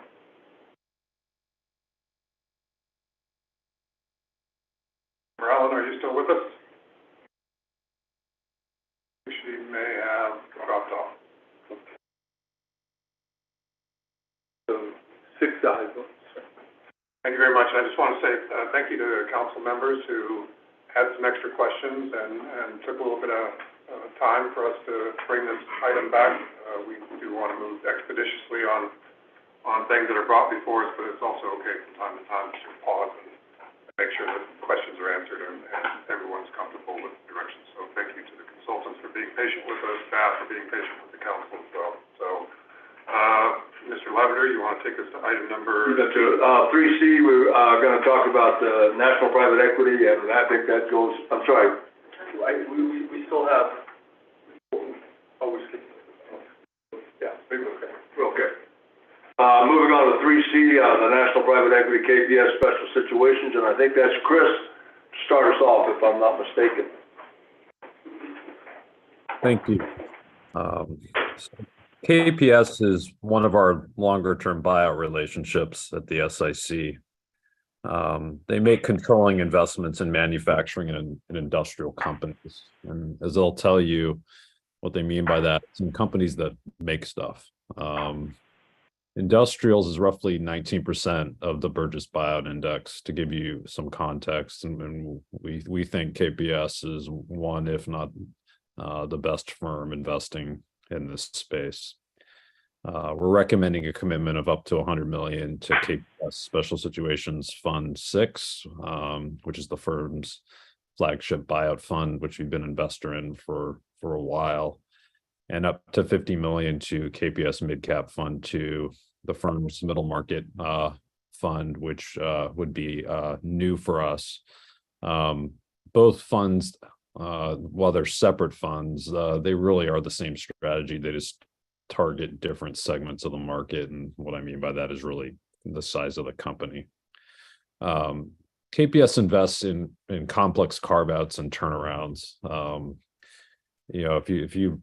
They really take on complex situations that a lot of firms are unwilling to take on. The strategy is really almost entirely alpha. It's in many ways kind of the opposite of the plain vanilla buyout strategy, where you buy a company, you put a lot of leverage on it in order to produce equity returns. KPS really helps improve these companies, and they do it in a way that I think both us and our beneficiaries can be proud of, and they'll talk about that in a little more detail. I'll pass them along to the folks at Mercer to talk about the investment in a little more detail. Great, thanks, Chris. Good morning to everyone. KPS is actually one of your longest standing managers. You made your first investment in 2002 in their second fund. And since then you've invested, or committed, I should say, $165 million to 3 of their funds. Their performance has been additive to the national program. Today, those 3 funds are generating over a 50% net IRR and a 1.9 times net multiple. So we continue to think KPS is a strong re-up candidate in their flagship fund. We also support the addition of their mid-market fund. We think those are additive to your portfolio because the flagship series is going to give you some exposure to larger investments in larger companies, while the mid-cap will add smaller sized investments in companies to the portfolio. They've been around since the 1990s, and it's been a very stable team there. 3 of the managing partners, one of which is sitting here today, founded the firm in the 1990s, and they continue to run the fund today. They have 2 separate teams managing those fund series. So the flagship fund has 26 investment professionals, the mid-market has 12. Very importantly, each of those teams is augmented by a strong operations team. That's very important because of the strategy Chris just mentioned. They are focused on challenged companies. Financial, operationally, there's something going on in these companies that they need help in. So that's where that operations piece really comes into play. They are focused on U.S. and European-based manufacturing companies, and they have a great track record in investing in these types of investments. Each of their funds has been first or second quartile by net IRR and net multiple. And one of the things we spend a lot of time in due diligence is understanding how those returns are generated. Is it 1 or 2 that you got lucky on, or is it multiple investments that are contributing to that return? And for KPS, you can look across each of their portfolio companies, and multiple portfolio companies have been generated to that return. And lastly, so our investment process, we really look at a firm holistically. KPS is very strong when it comes to team, strategy, track record. They are hard to access, oversubscribed, and so as we've brought to you before, a lot of those types of funds do tend to have a few premium terms, but we feel like, the favorability of everything that they bring to the table more than outweighs those terms. So we are recommending up to $100 million in KPS's flagship Special Situations Fund 6, and then up to $50 million in KPS Special Situations Mid-Cap Fund 2. And with that, I will introduce Dave Shapiro, one of the founders, as I mentioned, and managing partners there today. Thank you, Amy, and thank you, Chris. I'm not sure what I need to add to that wonderful introduction. I really appreciate that. And thank you to the Investment Council. As stated, you've been a partner of ours for a very long time. I take issue with the 1990s being that long ago. It feels like it was just yesterday. I don't know what happened. How did it go so quickly? But as mentioned, you're already, or you have been an investor in 3 of our funds. And I would just add that if I could say that the net returns on those funds, our second fund was about a 56% net IRR. Our 4th fund, which you're in as well, which we still have 4 investments left, is just under 26% net. And our 5th fund, which is our most recent one, which we're still currently investing out of, is just under 30% net IRR. So we feel very proud of the returns we've been able to generate. And as importantly, or maybe not as importantly, but also importantly, is the way that we generate them. And our history is quite unusual. As mentioned, we invest only in manufacturing businesses, and the DNA of the firm, which myself, Mike Caceres, and Gene Kalin founded as a private equity fund in 1998, but the DNA for 6 years before that, we were financial advisors to industrial unions in the U.S. So we would advise employee groups on restructurings in difficult situations, and in that capacity, we both became very familiar with the issues confronting employees and their priorities, and also, very importantly, the companies, the manufacturing companies. We became very adept at assessing where there were real opportunities to improve businesses, and equally importantly, where there weren't, and where businesses were just sort of doomed to fail, and being able to distinguish between the two and not wasting one's effort in terms of capital or resources on businesses that really didn't have a future, and instead focusing all your efforts and capital on the ones that did. And we took that history and what we felt was a real market inefficiency in the mid-1990s, where capital was not interested in investing in manufacturing in the United States. And our view was there will always be a strong manufacturing base in this country. It may look different than it did in the 1960s and 70s, but it's always going to be here. And we feel quite vindicated that that's the case. If you take a look at the manufacturing base in the U.S. today, again, it doesn't look exactly like it did in the 1950s, 60s, 70s, 80s, or 90s even, but it is quite strong. The one thing that I will note, and I do think it's important as we think about the impact on communities and workforces, is that the number of employees that it takes to make product X, widget Y, coil of steel, or anything of that sort really is a lot fewer than it used to be. And I think in the end, that's a good thing, that our productivity has gone way up as a country, and people can, move on to kind of higher and better, things for their own personal fulfillment. So in any event, that's our strategy has stayed the same. So we are what we were. The people who brought you Fund 1, Fund 2, Fund 3, Fund 4, Fund 5, are bringing you Fund 6. All we have done over the years is add to our partner base. So the partnership consisted historically really of myself, Mike, Raquel, and Jay Bernstein. And we've added 3 partners who were all what I would call homegrown. So they were hired into KPS as very young professionals in their early 20s, and they've been with us between 10 and 15 years now, and have promoted into the partnership role. So when you take a look at the future of KPS, I am the old guy. I'm 61 years old, and our youngest partner is 34, and we have like good 5-year gaps along the way down. So, we feel there'll be tremendous continuity, not just for Fund 6, where nobody's going anywhere, but off into the future. We think that the kind of the core culture of KPS, which we feel is so important to our success, will continue really and only get better. Just a few other things that I would say is that when you take a look at our returns, and you've had the benefit of being in funds over many, many years, they're not dependent on where we are in the market. So we are not cyclical plays, we are not market timers or anything of that sort. We make a few investments per year, that's it. Each of those really, the investment story behind each of those is what I would call very micro-oriented. So it's less about where are we in the cycle and much more about what kind of opportunities are there in this individual company. And we spend a tremendous amount of time on the diligence and put a lot, really almost exclusively of our own resources into that diligence process. So when you take a look at our portfolio, we will at any given moment have between 8 and 12 companies in that portfolio. And that was true when we were a $200 million fund back in the 1990s, and it's true today as a $6 billion fund. So we have not, sort of decided to go portfolio approach and just buy a whole bunch more companies and see how it goes. We continue with a very targeted approach, a very resource-intensive approach to, investing and managing these companies, and that's something that we're going to continue to do as we move into Fund 6. The one thing that I will add is that as we've gotten larger in size, what we did realize is that in order to keep that approach of having the same number of portfolio companies, we're obviously leaving behind the smaller end of the market. So in 2019, we decided to raise a mid-cap fund, which would focus on the part of the market that we were pulling out of. And the strategy is absolutely identical. The approach is identical. That team has been built up with the two gentlemen who head it, are longtime KPS veterans, one who's been with us in one capacity or another for over 20 years. That's Pierre de Villemagin, and Ryan Harrison, who's been with us for about 15 years.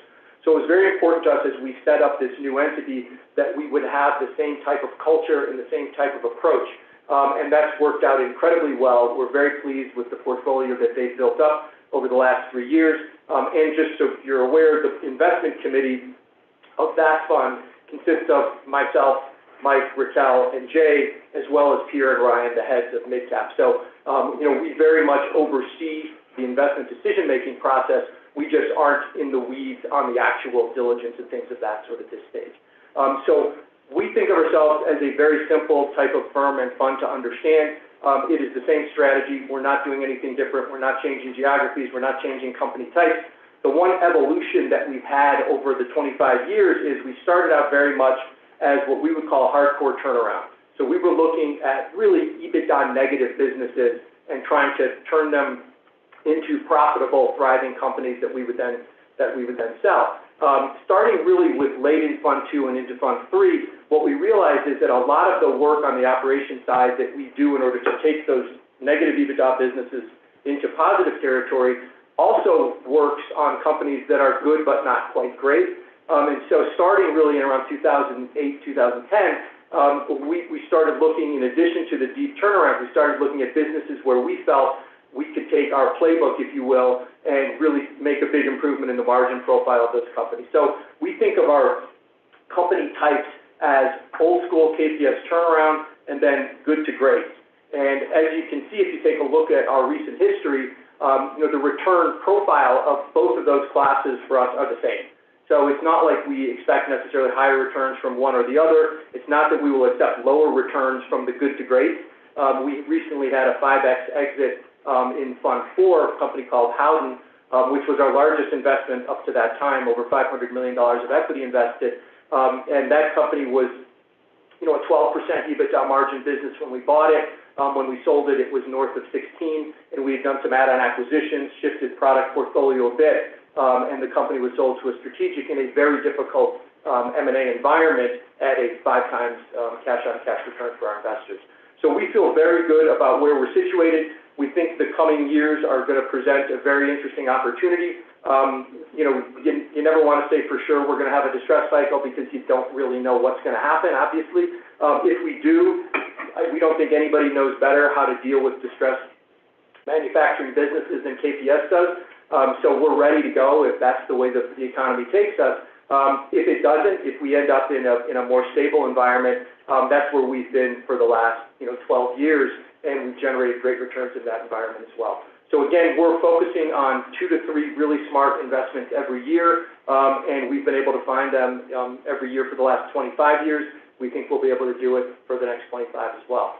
So again, thank you very much for your support for us. We're very proud of our relationship. We're very proud of the fact that we've been together as a partnership at KPS for as long as we have. My partner Mike's daughter just got married on Saturday. We were all there, and it was one of those kind of moments where you're like, oh my God, I can't believe, I was there when your daughter was not even born yet, and certainly was there when she was christened. So to see her get married, it's really a powerful thing, and that extends to our relationships with our investors as well. And so it's quite meaningful to us that we have people in firms and investment funds that have been with us for over 2 decades. So thank you for that. Thank you for your partnership. We appreciate that as well. Any questions, comments on this item? Lavender, would you like to make a motion? Mr. Chair, I say that you don't have to listen to my dulcet tones for the next 2. John Bingham is going to put these next 2 motions before the council. Very well. Based on the recommendation of the Council Investment Committee, Consultant Mercer, SIC staff, and General Fiduciary Oversight of RBK, I move the State Investment Council approve a commitment of up to $100 million to KPS Special Situations Fund 6 and up to $50 million to KPS Special Situations Mid-Cap Fund 2, subject to and contingent upon New Mexico legal requirements, New Mexico State Investment Council policies, negotiation of final terms and conditions, and completion of appropriate paperwork.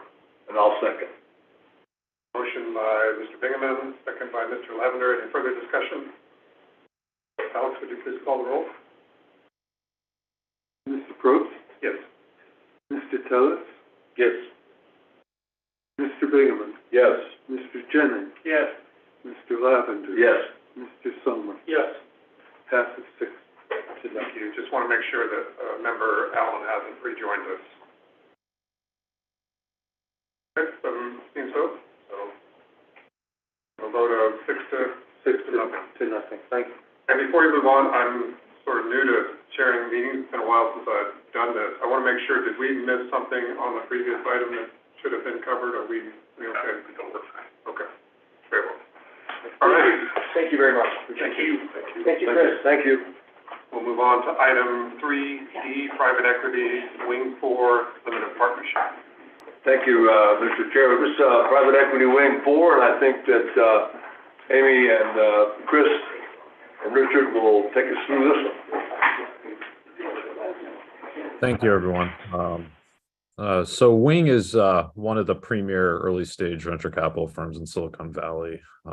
Their current focus is AI first enterprise technology companies, which, this we've been getting to know them for a little bit here. It's obviously something that's pretty timely given all the news about generative AI, and then I imagine they can talk about that in a little more detail. Information technology is approximately 51% of the venture capital index, and we believe Wing would be a great addition to our venture capital portfolio, and would be additive to some of the other managers in our portfolio that focus on enterprise. The firm was founded by 2 partners after successful careers at Excel and Sequoia. And they wanted to set up a firm to specifically focus on the early stage. And so they really set up the firm in a thoughtful way to go after that opportunity specifically relative to some of the larger firms in Silicon Valley that have become multi-stage, multi-geography firms that invest across a number of different strategies. As we look to build out the venture portfolio, we're looking to tilt it towards early stage investments. That's really where you have the opportunity for the most asymmetry in terms of upside. So really excited to start this relationship. Wing has invested at the earliest stage, at the seed stage, in really important companies like Snowflake and Pinecone. And so just I think it would be a fabulous new relationship to start. I'll pass it along to Mercer for more details. Thanks, Chris. Along with the strong re-ups like KPS, we are selectively looking for new relationships and high-quality managers for the national program, and we think Wing is an attractive portfolio manager to add to our portfolio, particularly in the venture capital portfolio. Wing was founded in 2013, and the co-founding partners had senior investment experience at two very strong prior venture capital firms, Excel and Sequoia, and were involved in many successful companies from the early stages there. And they've grown the team from that point to include 5 additional investment partners who also have impressive experience in the venture capital industry and operational experience. The firm has a relatively flat culture, and they really focus on developing all team members, and they've developed a strong reputation in the venture capital industry. The strategy focuses on early-stage venture capital investments in enterprise technology companies, and Wing 4 is expected to have a particular focus on artificial intelligence applications in enterprises. The team's history in the venture capital industry and their past success has led to a deep network within the industry that helps them source new investments. From a track record perspective, Wing's generated favorable performance in its first 3 funds as of year-end, and they have multiple companies generating large multiples of return, which is an important aspect that we look at with early-stage venture capital, because there are going to be losses in these type of strategies given the risk there. And so we want to see a manager's ability to generate strong performance, not just from one company, from multiple companies. Wing has that. Similar to KPS, we look at all the factors involved when looking at a fund investment. There's also some premium terms with this fund, but we feel that the strength of the overall offering helps justify the terms, and the team is also making a sizable commitment to the fund as well, so there's good alignment with limited partners from that perspective. So we're recommending an up to $60 million commitment to Wing 4. Given this fund size and the demand for it, we think that the SIC will get less than the $60 million, but that's for flexibility in the fundraise cycle. And we want to introduce Jake Fulmenberg, who's here, a partner at Wing. He's been with the firm since 2019. And speaking of strong experience, he's previously worked senior positions at Excel and also has operating experience at multiple venture-backed companies. So I'll turn time over to him, and then we're happy to answer any questions. Great. Thank you so much, Richard, and everyone on the council for an opportunity to be here. As Richard mentioned, I do have an operating background, as do all of the investors on our team. All of us are former founders or operators in some way in capacity. I joined the firm about 4 years ago to help build out the firm. And in the next 10 minutes or so, I'll briefly cover a little bit about the origins of Wing, what I think makes us special, and then talk a little bit about the space of artificial intelligence and the opportunities we see within it. As Chris covered, the firm was started by my partners Peter and Gaurav, who spent many years at Excel and Sequoia respectively. Peter's first investment was actually in Gaurav's company many, many years ago in a company called Redback Networks, and they enjoyed a peak market cap of over $30 billion in the heyday, and so they stayed in touch ever since.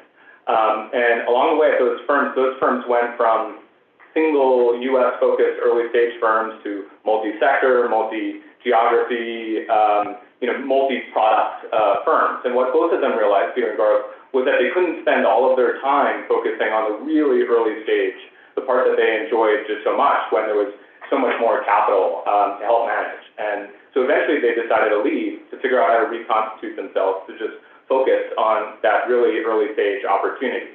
And over the years, they've amassed a wealth of knowledge in terms of how to support these companies and lay the right foundations for enduring value, and they wanted to do more of this.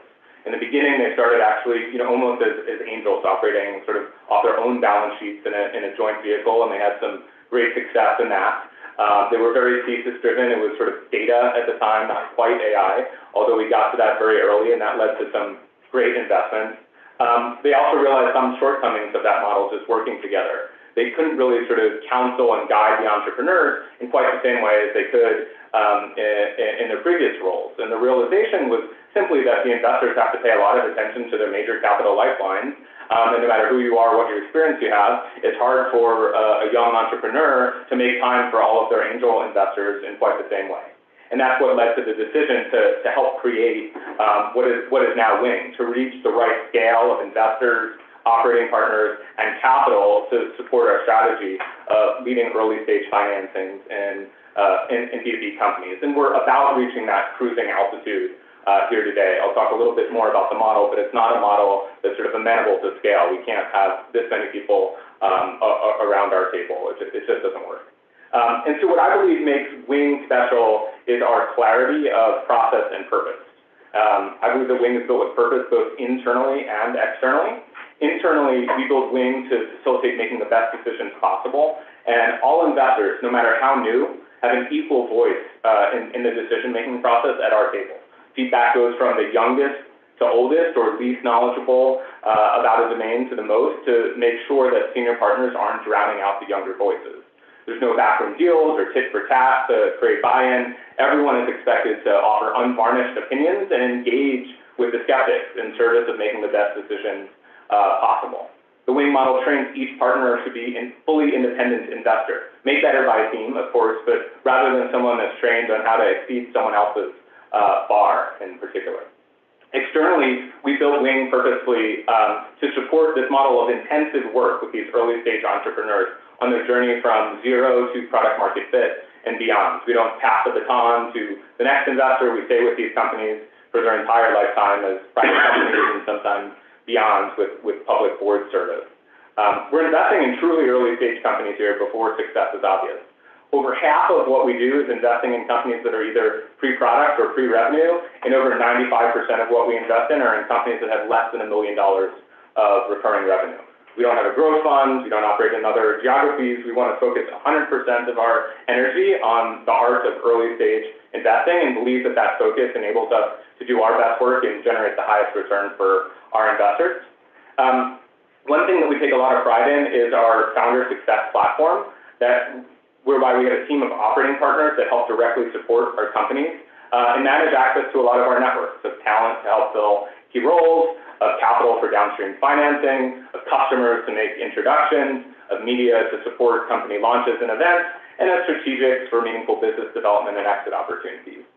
On the programming front, we have developed a lot of convening authority over the years to put out content and hold events around things like AI. We've released many publications that have had millions of impressions, including something we released recently called the Enterprise Tech 30, which is sort of a coach's poll of enterprise software as seen by all of our sort of peers in the market. We've also built a really interesting summit series that's attracted over 4,000 CXOs to attend. And taking together these and other activities in our Founder Success platform help give our companies a truly differentiated level of support and access and create an advantage to them on what's a really tough journey. To shift gears a little bit and talk about the AI-first transformation of business. This is our current thesis. This isn't us jumping on a bandwagon. We've been doing this for a while. We've been investing in things that were sort of clearly called AI since about 2015. Maybe to state the obvious, we're in the midst of a new technology super cycle. This happens maybe every 15 years or so. And at the highest level, I describe this as the shift from the digital era to the AI-first era.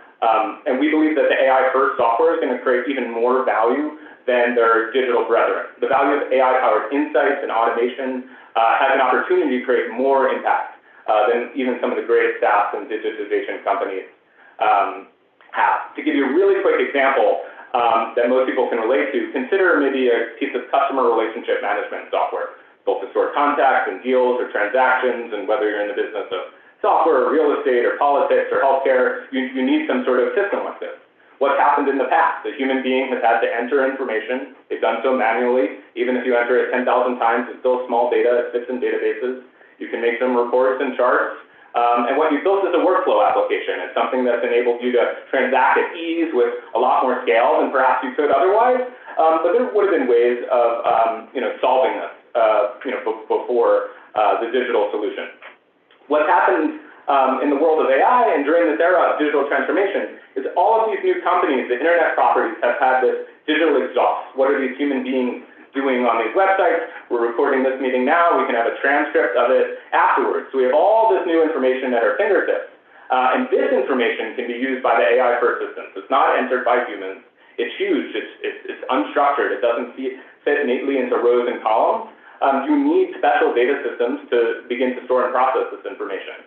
With AI-powered tooling and infrastructure, not only can you generate interesting insights on this data, but as we discussed, you can begin to generate content with generative AI, whether it's simple things like, here's a draft of this email, or here's a draft of this entire PowerPoint, to take to this particular client, or just what action should you take next. It's pretty wild what we've seen going on. And at the top of the stack, what you have at the end of the day is not what we would call a workflow application, but an autonomous application. It's a little bit of the riff on the self-driving car terminology, and just like the cars, I don't expect to see business processes dealing with themselves in the short term, but we're going to automate the automatable. We're going to let the computers do all that work that the computers are great at, and then we're going to arm the human beings with the insights, and to continue the metaphor, steer them towards the optimal decisions as best we can. This transformation is happening already at every software company. There's opportunities at every layer of the stack, from how the data is stored to the life cycle of creating and deploying and monitoring AI algorithms, as well as the user-facing applications on top. We invest across this entire stack and actually think the worldview of looking across this entire stack is really important to understand where opportunities lie and where value will most accrue. In the future, we believe AI is going to terraform trillion-dollar industries. It's going to have huge impact on transportation and warehousing, leveraging computer vision to financial services. The intersection of biology and machine learning and AI is actually a really great example of this, where we focus a little bit today on data generation and target discovery with the rise of genomics, proteomics, transcriptomics. We've gone from this sort of data poor environment in areas like drug discovery to really data-rich environments in which AI is really the only option to make sense of what's going on. And so, in the limit, the AI-first transformation of business is going to impact almost every aspect of GDP, and we at Wing are excited to play a small role supporting the businesses at the forefront of this revolution. Thank you. Very well. Any questions? Discussion? Alan, are you doing this one as well? Sure, Mr. Chairman. Based on the recommendations of the Council Investment Committee, Consultant Mercer, SIC staff, and General Fiduciary Oversight of RVK, I move that the State Investment Council approve a commitment of up to $60 million to Wing 4, subject to and contingent upon New Mexico legal requirements, New Mexico State Investment Council policies, negotiation of final terms and conditions, and completion of appropriate paperwork. Second. We have a motion by Mr. Bingaman, second by Mr. Lavender. Any further discussion? Seeing none, Alex, would you take the roll? Mr. Brooks? Yes. Mr. Tellez? Yes. Ms. Allen? Not here. Mr. Bingaman? Yes. Mr. Jennings? Yes. Mr. Lavender? Yes. Mr. Sommer? Yes. Motion passes 6-0. Very well. Thank you. Thank you. Move on to item 3E, Real Estate Townsend Advisory Contract Renewal, and Mr. Smith. Thank you, Mr. Chair. On page 291 of your diligence packet, you'll find a very short memo about a renewal for the Townsend Consulting Group. They consult for us on real estate and also real return. There's some information in there on fees, prior performance. Townsend, the bottom line is Townsend's done a very good job for us. We'd like to re-up for another 4 years with them. But I do want to make one comment that we, as the portfolio grows and And as the asset classes themselves mature, our consulting needs change, over time. So we're currently tinkering with the exact scope of services from Townsend. So you could see us in the next year or so come and want to do a tweak, which would require, probably signing a new contract. But we think it's wise to do the 4 years now. And if we need to tweak it here over the next year, we'll bring that to you and we can get that done. We've got a 30-day out on all of these contracts. So we'll be able to roll to a new one if we need to make those tweaks. Any questions? We have a motion. Based on the recommendations of SIC staff, I move the State Investment Council approve a 4-year contract renewal for Townsend Investment Consulting under terms memorialized and discussed by the council today, subject to and contingent upon New Mexico legal requirements, New Mexico State Investment Council policies, and completion of appropriate paperwork. Who was the second? Second. We have a motion by Mr. Lavender, second by Mr. Sumner. And we have a roll call, please. If I could just add, I just want to echo Vince. I think Townsend's done a terrific job. They've been with us for a long, ever since I've been on the council, and I've been really impressed with what they've been able to do with the real estate portfolio. And I think that I really appreciate the work they've done for us. Mr. Probst? Yes. Mr. Teller? Yes. Mr. Bingham? Yes. Mr. Jennings? Yes. Mr. Lavender? Yes. Mr. Sommer? Yes. The motion passes 6-0. Last action item for today is Mary Roman, advisory member for Council Investment Committee, and Mr. Smith will lead this one as well. Thank you, Mr. Chair. So our charter for the investment committee calls for 5 members. Lee Rawson was on the committee and rotated off of the council, so we had a vacancy, and we found Mary Roman. So we discussed exactly what the investment committee does and how we thought she could help us. And fortunately, got her to agree, and she's attended the last couple of meetings for us. And is Mary on? She couldn't be. She couldn't. Okay. So a very good background, long time financial services background, most of big firms in the East, but very fluent in what we do, and I think should be a good oversight member of the investment committee. Mr. Vice Chair, Mr. Chair, we've had, everyone was provided at a given point a copy of her CV, and it's pretty darn impressive. She's had an incredible number of experiences in the investment world, from client interaction all the way down to investment management. So we're tickled, as the chairman, I'm tickled that she's willing to serve with us and join us on the committee. And with that in mind, based on the recommendation of the Council Investment Committee and SIC staff, I move that the State Investment Council approve an appointment of Mary Roman as an advisory member of the Council Investment Committee. Second.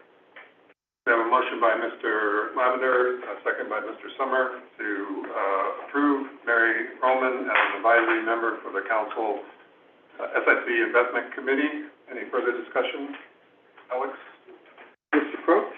Yes. Mr. Teller? Yes. Mr. Bingham? Yes. Mr. Jennings? Yes. Mr. Lavender? Yes. And Mr. Sommer? Yes. The motion passes 6-0. And that concludes our action items for today, we'll move on to item number 4, finance matters, informational reports requiring discussion vote. I don't think we have any votes or action items, but Mr. Schiff, you have some updates for us? Mr. Chair, I'll be very brief with my comments. As I do every month, have included a budget to actual for the month of April. We have a couple more months before the end of the year.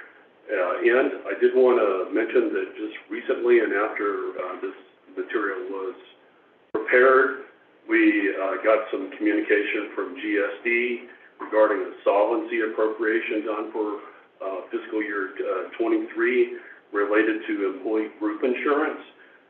There was a deficiency appropriation for $65.1 million and a supplemental appropriation as it relates to employee group insurance for $30 million for a total of $95.1 million. I think GSD, with assistance from DFA, have to go through and actually allocate those amounts of those appropriations to the various agencies. Even though we're not a general fund agency, our portion of that $95.1 million is about $152,000. So we'll be getting, as I understand, talking to our reps at DFA, we'll be getting a budget request done for that $152,000 either in May, it's probably going to be June, but it will be in this fiscal year. And then once that budget adjustment is done, we'll actually do the disbursement. Other than that, I really don't have any comments unless there's questions on the investment holdings report. But I do want to remind everybody that we're approaching the end of our fiscal year. June is right around the corner, and it's going to be June 30th before we know it. We'll be reaching out to people if there's anything regarding expenses that haven't been paid for or outstanding travel or whatever. We'll be following up on that. Also, yesterday and partly today, I'll be in some training regarding implementing GASB 96, which deals with IT subscription-based services. We all know that the audit is always something that happens after the end of the fiscal year, and we're doing our best to prepare for that. And I think we'll be prepared as we have been for the last 12 years that I've been here, but I'm happy to answer any questions if anybody has any. And I do want to thank your staff for assisting us with some of the questions that we have on some of these one-off transactions that we've never had before. And we appreciate your patience with us. Any questions, Mr. Chairman? Mr. Chip, my experience with that request that they're asking you for the 152 Yes. is a pretty broad range request based purely on the salaries that are incurred by the SIC. Yes. And that is, I'd ask for backup for it and a justification for their number. Okay. Because they are just doing it based on a random approach. Okay. I think that it could possibly be less if you have people who aren't actually taking advantage of any of those programs. Okay. I think that's probably a good idea. And I'm sure in the past I've asked for supplemental information. I know several agencies in your position who have asked for requests where you're not part of the regular system, you're self-funded, so they've taken a different approach that those numbers are not justified in some cases. Okay. I'd ask for justification. Point is taken, and I will follow up. And I'll furthermore, I'll let you know. A lot of money. Yeah. Positively. I kind of looked at it from a reasonableness point of view, and certainly when situations like this happen, the first thing I ask myself is what's driving this, and we all know it's COVID related, and they're playing catch up a little bit. I kind of looked at the number $152,000 relative to what we've paid in the past for health insurance. It's probably reasonable, but I take your point very strongly, and we'll follow up. Any other questions? It was kind of a back way that they did this assessment. But yeah, I mean, there's a little question about, might be a little question of whether or not you can assess in this matter. But there's a question before the AG on this, about whether they have the ability to do it. Well, there is a big challenge. I'm telling you guys, it's all letter requested the challenge. So before you actually issue the check, I'd find out where that challenge is. I will do that. Okay, anything else? Item 5, any old or new business? As Steve mentioned, our next meeting will be Tuesday, June 27, 2023, and we'll be back here, I assume? We will. Very well. Do we have any public comments, either in person or virtual? Chairman, I don't believe we had any virtually, and I don't think anyone has signed the list today. Okay.